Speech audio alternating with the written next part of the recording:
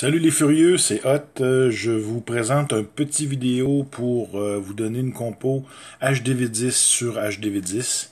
Je suis en ce moment dans la guerre avec les Saints contre les Ooms dans le tournoi de la Skip, en tout cas l'ACL. C'est une ligue en fait qui joue jusqu'aux fêtes. Et Ricky m'a demandé de participer avec UDAM, mon HDV9, ce qui me fait grand plaisir. D'ailleurs, j'ai bien envie de vous donner le goût de participer à ces ligues-là. C'est vraiment le top du jeu. Depuis la Clash Cup qu'on a fait ensemble, moi, c'est vraiment ce qui me branche. J'espère que vous allez accrocher autant que moi sur ces événements-là. Premièrement, on élimine tout problème de matchmaking parce que c'est sûr qu'on joue contre des HDV de même niveau en face. Et deuxièmement, le fait de jouer, de se comparer en compétition avec des classements, des prix, c'est vraiment intéressant, des gemmes et ainsi de suite. Donc voilà, c'était pour les ligues. Maintenant, l'attaque que je voulais vous parler, notre numéro 5 ici, Lolo, a subi une attaque très belle de la part de Coco en face, des Alors, juste pour vous donner une petite idée, c'est vraiment un HDV10 maxé. Et la composition, on va arrêter ça tout de suite. La composition, dans le fond, ça va être une attaque hybride, commençant par un Queen Walk. Il y a 4 guérisseuses ici qui vont aller sur la reine. Et l'objectif de son Queen Walk, vous allez bien le voir, là, c'est vraiment d'aller éliminer 2 AA, d'aller éliminer la reine et d'aller éliminer le château de clan. Et je crois même qu'il va réussir à faire tomber une tour de l'enfer. Donc tout le parti, la partie à droite de l'hôtel de ville, il va tout raser ça avec son Queen Walk.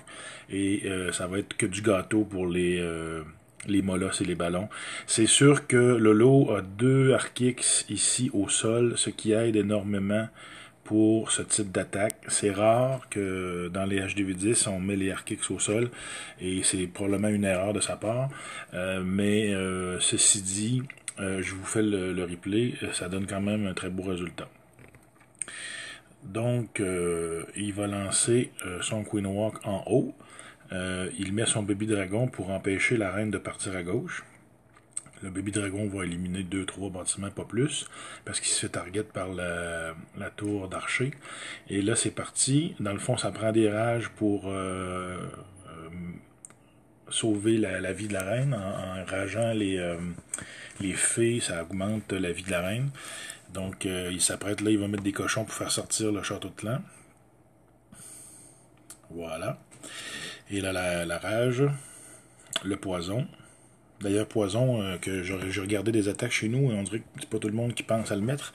C'est vraiment indispensable pour survivre sur un château de clan. Ça prend le poison. Et là, ça continue. Il va probablement utiliser des casse-briques. Il y a 4 casse-briques. C'est un peu serré, mais quand même. Il va utiliser son roi, les casse-briques, un en test pour voir si ça passe. Et voilà, ça passe bien. Un autre pour venir ouvrir. Et là, dans le château de clan, il y a les boulistes. Il envoie la sauce. Il va probablement mettre une rage ici. Effectivement, un sort de saut. On veut aller atteindre la tour de l'enfer et la reine aussi. Donc, c'est vraiment, on appelle ça un kill squad, c'est un sacrifice. Et pendant ce temps-là, au nord, il lance le premier molosse, une tour de l'enfer en mono. Fait que c'est sûr que le molosse fera pas long feu. Il lance déjà le deuxième. La reine est encore en vie, c'est surprenant, elle se fait target par un Arkix. Et là, les ballons vont descendre tranquillement sur la moitié du village. Ils n'ont pas à tout parcourir le village, puisque la moitié en haut est tout détruit par le Queen Walk et les boulistes. Et c'est un jeu d'enfant pour les ballons de venir terminer cette base tranquillement. Il reste des ballons, il lui reste il y aurait même pu... D'après moi, même avec les Arkix air-sol, ça passait quand même, cette composition-là. Là. Il a vraiment passé très large.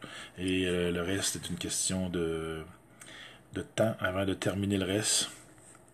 Alors, c'est une compo que j'encourage les HDV10 à pratiquer.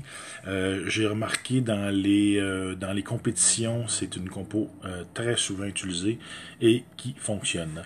Alors voilà, sur ce, bonne GDC et on pratique. Allez les potes, on lâche pas.